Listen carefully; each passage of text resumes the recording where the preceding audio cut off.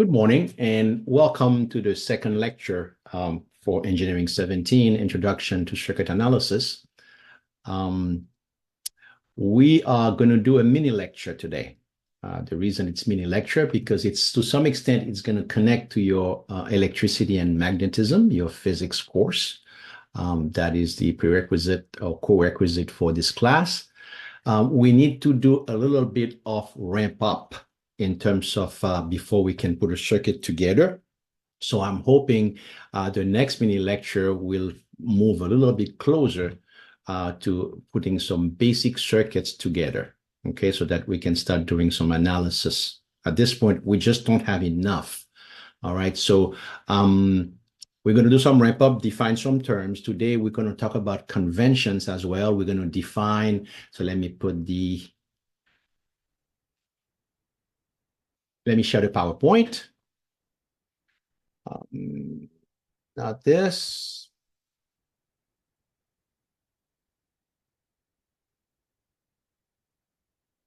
We're going to share the PowerPoint here. And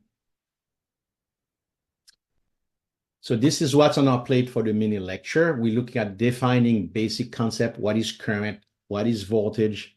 And then we're going to learn to calculate power. So I'll say to you that in circuit analysis, voltage and current are what's called the primary responses of circuits. In other words, if you know voltage and current, you can essentially answer anything about a circuit. So they're the primary response. Power comes from that. Power comes from voltage and current. So power essentially is a secondary response or calculation. So we're going to talk about how to calculate power, and we'll also define passive and active sign conventions. We finished this mini lecture by also introducing sources. We're going to introduce two types of sources, independent sources, voltage and current types.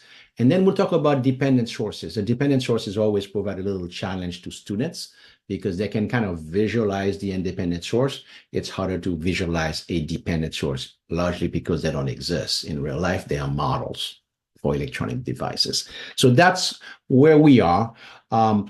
This mini lecture will kind of just give us a little bit of a ramp up so that we need a couple more things, namely some laws and introducing resistors, and then very shortly we'll put a circuit together and start looking at some basic analysis approaches to circuit solving at this point. So let's start with defining current here. So again, this is very physics, what I'm going to do. We are not going to do this in this class. How about if I say that? Do this meaning we're not going to use these kind of content, if you will. Anytime we talk about current, we're looking at electric charges moving, generally in a conducting wire. Okay, so anytime you have charges motion, that creates current. There are generally three types of atomic particles: electrons, proton, and neutrons. When we think of currents in a wire, we're talking mostly electrons, free electrons moving, and I'm giving you the charge of an electrons, which again are not going to be part of our discussion in this class. This class look at circuits in a macro, not micro format, essentially. Okay, so current in conductors are produced by electron motions. So if the current is going in one direction, because the electrons have a negative charge, we're looking at the current going in the other direction of the electron motions. Okay, so that's one of the way that I encourage students to think about current, and we're going to see voltage, and essentially I think it's a good idea to think of current as water in a pipe.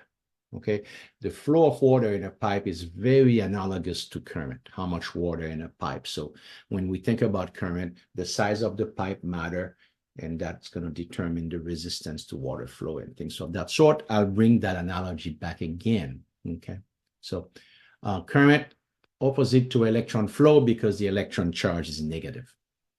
So formally, from your physics 11C, we're looking at the current as the flow rate of the net charge, the derivative of the net charge, derivative of the charge, and we say Q is the charge, and the units for current are amperes. and we use a symbol capital A to denote amperes. Charge is in coulomb and time is in second. We are not going to use this types of formulations and discussion. This is kind of a background to get us to ramp up where we need to be.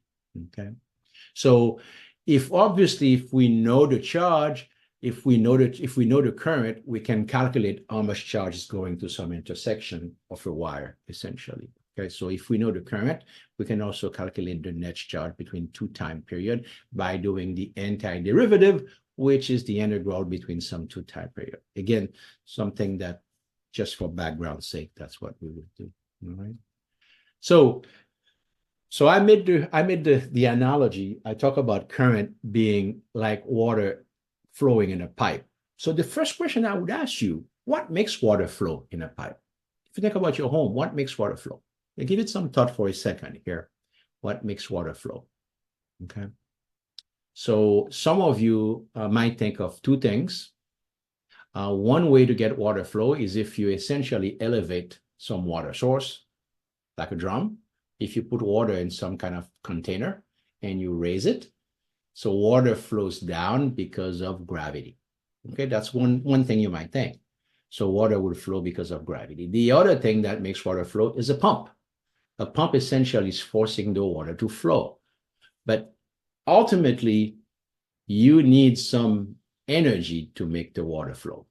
So that's the water doesn't just flow by itself. Okay, and we're going to see a similar analogy, which is a definition of voltage. Let's see we have an arbitrary circuit or an arbitrary element, and it has two terminals, A and B. The terminals are what's connected to the outside world. You can think about your speaker. If you have a real speaker, not a Bluetooth speaker that you actually connect to a receiver, it has generally two prongs that you bring those wires to, essentially. Okay. So in this case, that circuit element has two terminals, terminal A and terminal B. Okay. So, and the idea of those terminals, it's what you're going to connect to something. Okay. So if we put, and let me do. So if we put a current into terminal A, the current is going to essentially go through the element and come out terminal B, right? So if we, the current will go through the element and then come out terminal B. We actually say, just like for water flow, when I ask you what makes water move into a pipe, flow into a pipe, and we talk about either energy from gravity that, or a pump that's pushing the water. We need some energy for the current to go from A to B, because if you think about current is charge motion, and charge don't just happen to move. Something needs to push them. All right. So we say that we define the voltage, and its units are volts with capital V, because that's a person that came up with that concept. We say the voltage is the work to move a 1 coulomb charge through the element. So it's the work per unit charge. Okay. So that's what voltage is. So if we consider a particular, so let me go back to this and say, where are we going to get that voltage? We're going to get that voltage very shortly from a source, okay? Like your car battery, your 9-volt battery. Those are the sources that produce the kind of energy that makes current flow to an element, all right? So if we consider a passive element, so here I'm introducing a new word, passive. Okay, so that tells you they're going to be in electrical circuits, they're going to be passive elements, they're going to be active elements. Namely, active elements are going to looked upon as sources, your batteries, things that essentially produce energy. And your passive element are going to be things that consumes energy. Okay, like a light bulb. It's a typical thing. So we say if we consider an arbitrary passive element, we are not going to have arbitrary elements in this class. So this is kind of a rhetoric, questions here. You're going to know what the element is, but for argument purpose, let's assume you don't know what the element is, but you just know it's passive. Okay. To obtain a current I that's flowing from A to B. So when we have I going from into the element at A, I is actually coming out of the element. at B. Okay, so we say a certain amount of energy is needed. Okay, this energy is absorbed by the element. So in other words, if you had put a source here that if you had put a voltage source that pushed that current through, we're saying that the energy is being absorbed by the element. So we will then define power. Power is the energy per unit time. So in your physics class, the units that are joules per second. We in electrical engineering used watts.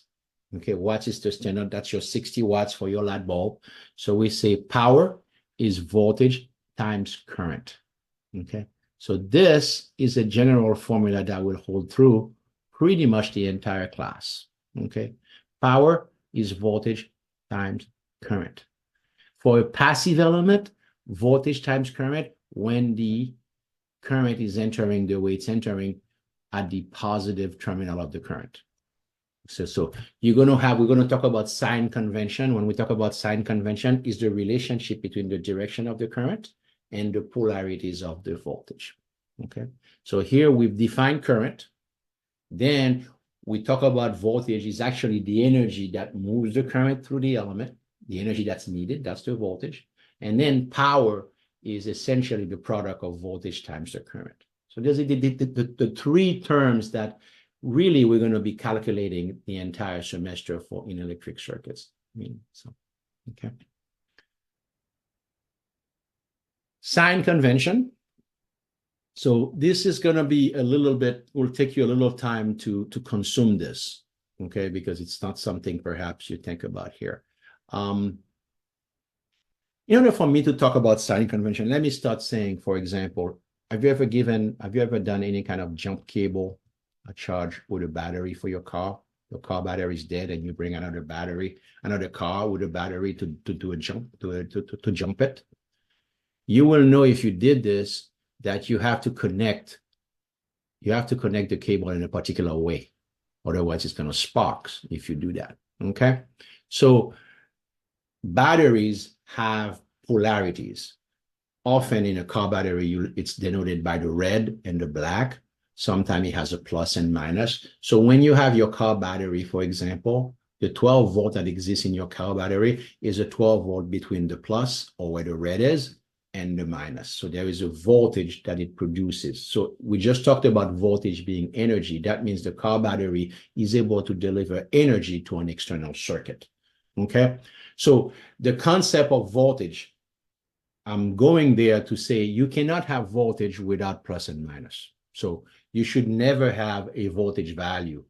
Like if you think about your 9-volt battery, you can never have a voltage value without knowing where the plus is or the minus is, because it determines essentially the electron and the current flow once something is connected to it.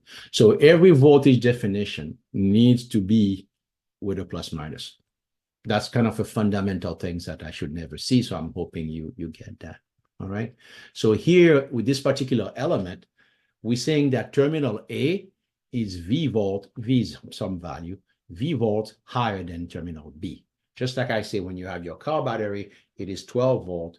12 volt is the red is higher, is 12 volt higher than the black. So you have a 12 volt potential difference. What is that voltage? So it's like if I take, remember, I use the analogy of water flowing in a pipe, and I tell you, in order for water to flow, you could make water flow by lifting a reservoir above ground. So, and gravity kind of makes the water flow down from the reservoir down to some other location. Okay, so when you're lifting the reservoir, you essentially you're building some potential, what's called potential energy. So how much you lift it will determine how much water flows down. Okay, so when you lift the water, there is some energy between the height of your reservoir and if the reservoir was at essentially on the ground. That's the voltage, if you will, in the water. The analogy of the water is the voltage, essentially. When the terminal is at some voltage V higher than other, it's at essentially that some energy higher than others. Okay. So we're going to talk about passive sign conventions and active sign conventions. So passive sign conventions applies to passive elements. We don't have any elements yet. We're just building right now. We're going to talk about pretty soon about resistors in the next mini lecture. The resistor is going to be a quintessential passive element. Okay, we're going to use that for the next 6 weeks. Okay, so with passive sign convention, we apply that to passive element. It simply states that for passive element, the current enters at the positive terminal of the voltage. Just like I have here, when I say current enter at the positive terminal of the voltage. All right. And when that is the case, power is equal to voltage times current, and it's positive. We say power is absorbed. So all of these things have to apply before we conclude that power is absorbed. The current has to enter the positive terminal of the voltage, and we calculate power as power equal V times I, and we find it positive. Then we can conclude, we do an interpretation of that power value saying, given that the current is entering the positive terminal and power is positive, we conclude that power is being absorbed by the element. Okay, so passive sign convention applies to passive elements. Okay.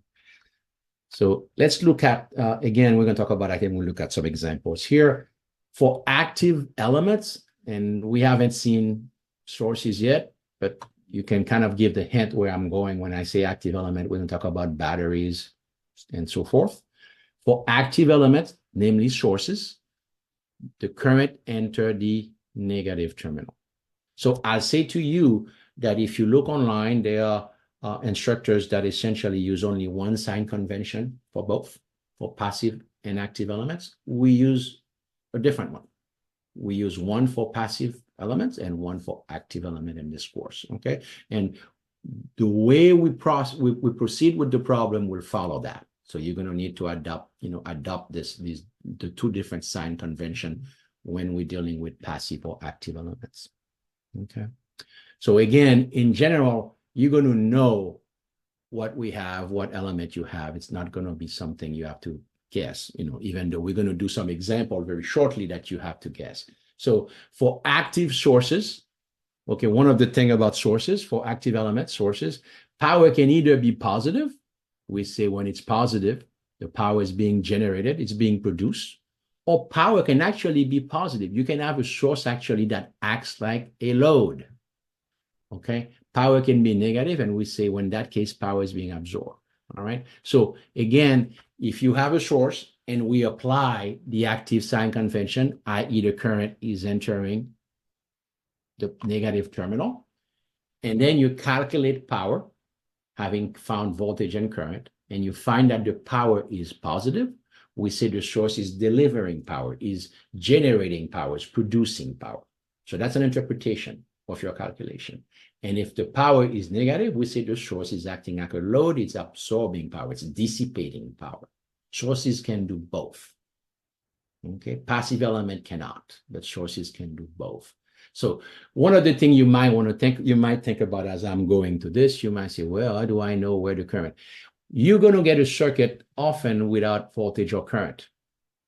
You are going to decide where voltages are, where current are. That's part of the stuff we're going to learn in this class.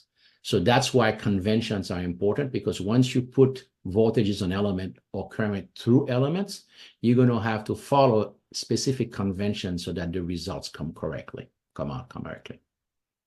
Okay, so we talked about passive element, the passive sign convention, and the impact on power and the interpretation of power. Okay, and we talk about, so for passive element, current enters the positive terminal of the voltage. And then if we calculate power, we find power positive. That means the power is being absorbed. For active element is the opposite. The current enters the negative terminal of the voltage, and active element can either produce power or dissipate power. If the current is entering the negative terminal and you find power to be positive, then the power is being generated. If the power is negative, then it's being dissipated, it's being absorbed. Okay. So let's look at some basic example to see how that plays out and in this here. Again, the idea that you're going to have a circuit element, you don't know what it is. It's honestly, it's not going to happen except in the early part where we need to ramp up. Okay, you're going to have defined circuit elements. You're going to know that they are active or passive. So that's not something. But for argument purpose here, let's say we have a circuit here. By the way, the circuit is connected to something else. It's not just hanging in the air. But for some, the circuit element has a current 2 amp on it coming through, and a voltage 5 volt across the top terminal and the bottom terminal. Okay, so the first question that I would ask you here, what is the sign convention that is being applied here? Again, I realize I just say in general, you're going to know what circuit elements you have. You're going to know if it's passive or active. In this particular case, you do not. So if you look at on the right here, this particular schematic, what sign convention are we applying? I'm hoping you can understand that the current is entering the positive terminal of the voltage. So you should be able to tell me that you are applying the passive sign convention. So with the passive sign conventions being applied here, I calculate power. I found that the power is positive. Okay. So that tells me the power is being absorbed by the element. Okay. So again, the schematic presented to you imply that the sign convention being applied here is a passive sign convention. So if we calculate power with the sign convention being passive and we find power to be positive, we can conclude that power is being absorbed by the element. Okay. The second example, again, I have a second example. Also get used to having negative voltages, negative currents, by the way. So if you're always thinking that current is positive and negative, when we put current on elements, we actually don't know their values. So values can be negative or positive. Okay. So obviously here I have a current minus 6 amp coming in. That means so clearly, if you say the current is minus 6 amp, but what is the sign convention also being applied? It is entering the positive terminal of the voltage. So even though things are negative, all I need to look to answer the sign convention question is the current entering the positive terminal of the voltage? That doesn't matter what the value of the current or the voltage is. Okay. In this particular case, I'm also applying, or the schematic given to you is applying the passive sign convention. So if I go ahead and calculate power by multiplying voltage times current, I get minus 4 volt times minus 6, I guess 24 watts, also positive. So the power is being absorbed by the element.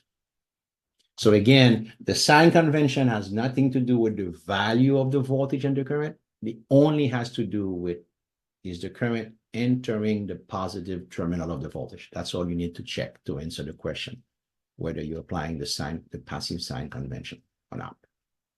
Okay. Another question, another example here.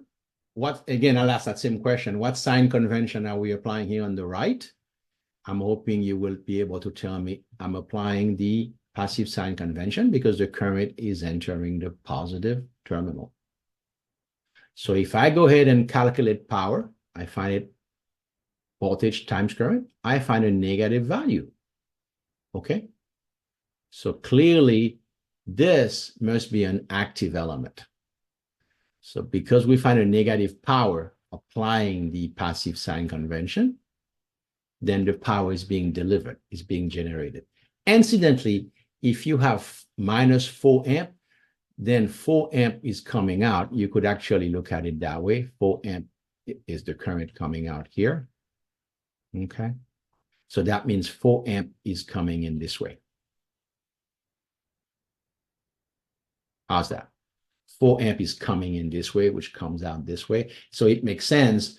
So with the active sign convention, you would see that the power, if you follow the active sign convention, the power would be positive because it's being generated.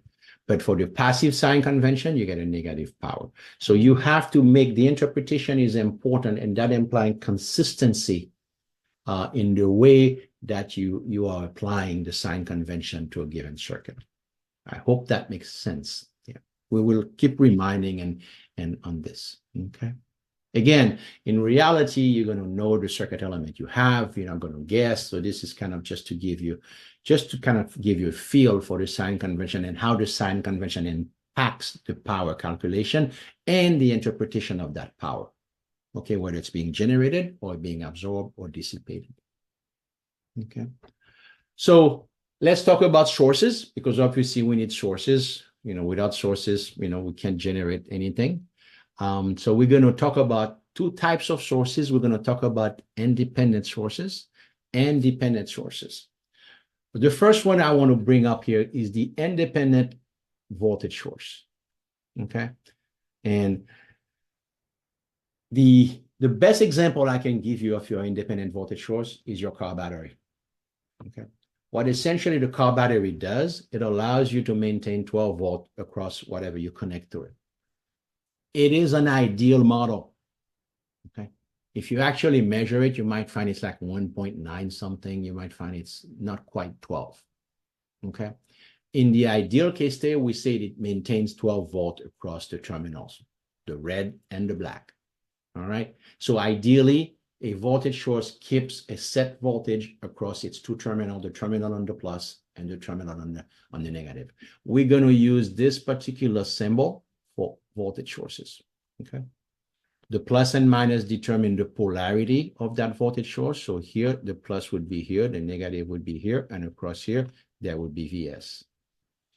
Okay, so that's how you should see that symbol here. It's an ideal symbol. Later on in the course, we'll come up with a practical model for a voltage source for your car battery, but this is the ideal model.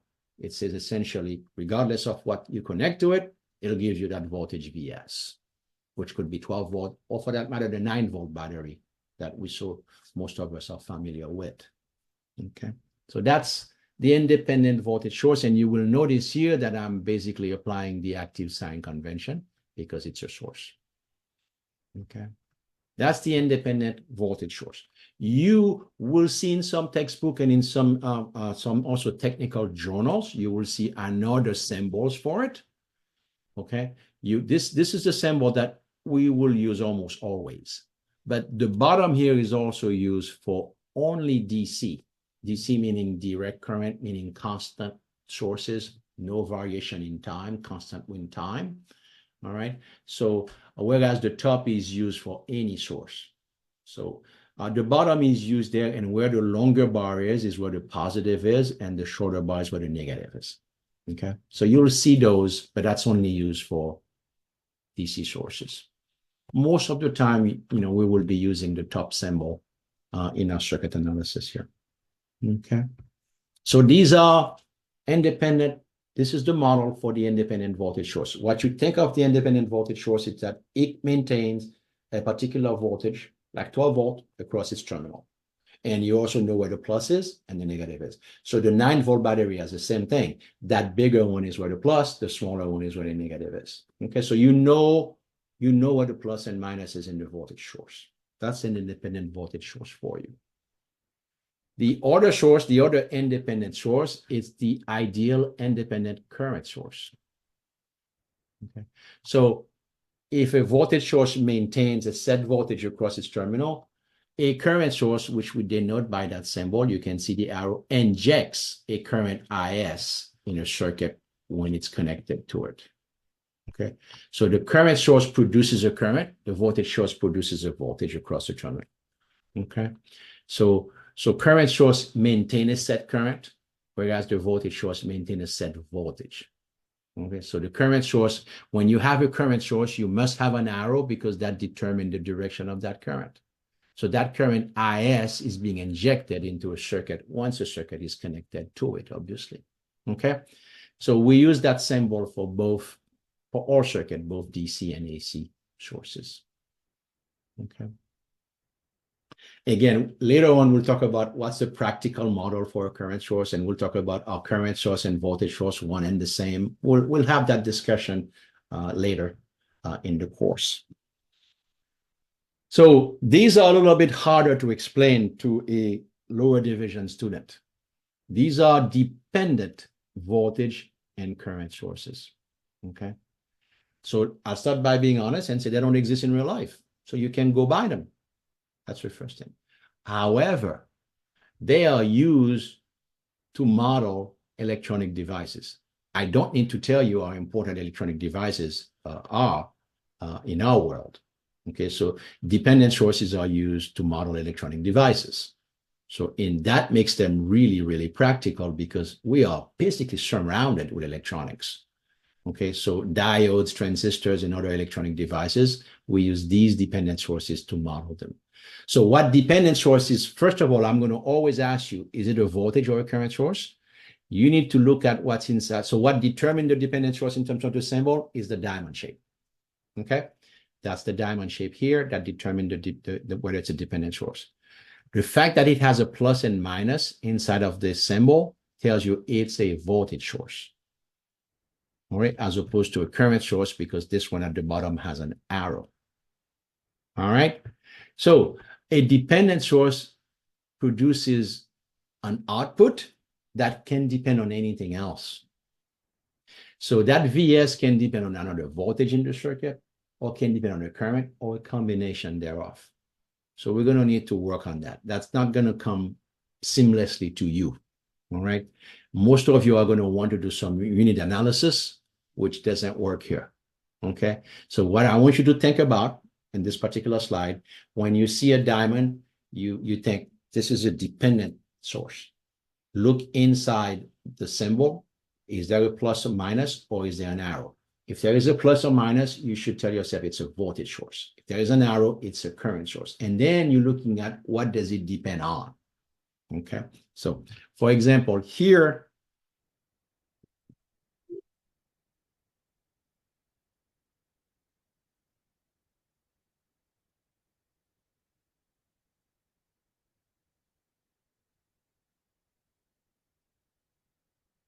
so you can have a dependent source, and you can have a dependent source that depends on, so I'll give you an example here. Let me just briefly do that here.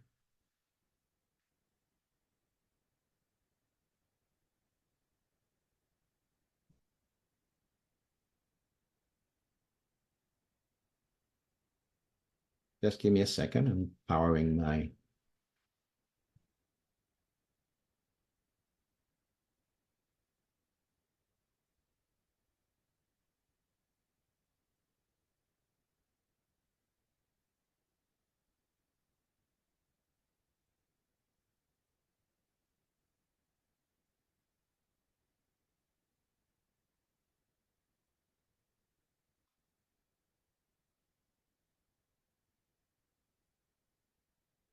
Okay, so let's go to my document camera here, and a couple of things. So we talk about dependent source here. So this dependent source here, it could be essentially this voltage here could be 10 VA, where VA is some voltage somewhere else in the circuit. You can have a dependent voltage source here. That's 5 IB. So it can also depend on current. Okay. It can also depend on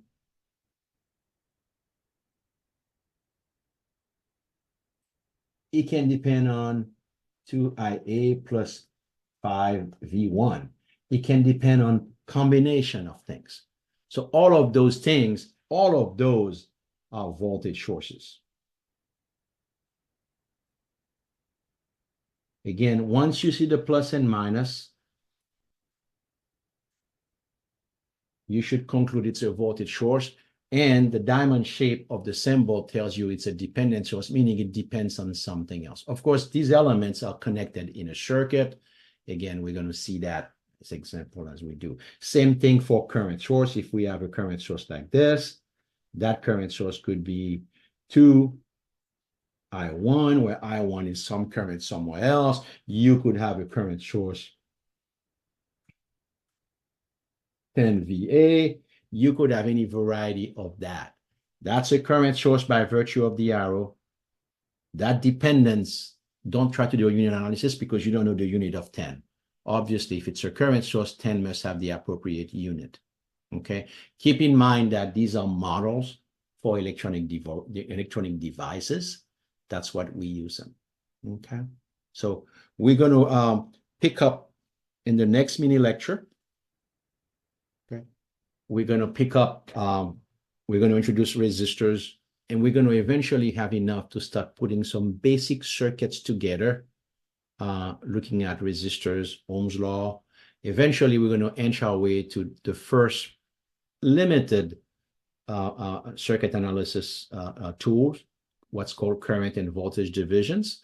They only work mostly for like simple circuits. We're going to cover that, and we'll be in a position to have some circuit practices. Okay. Thank you very much.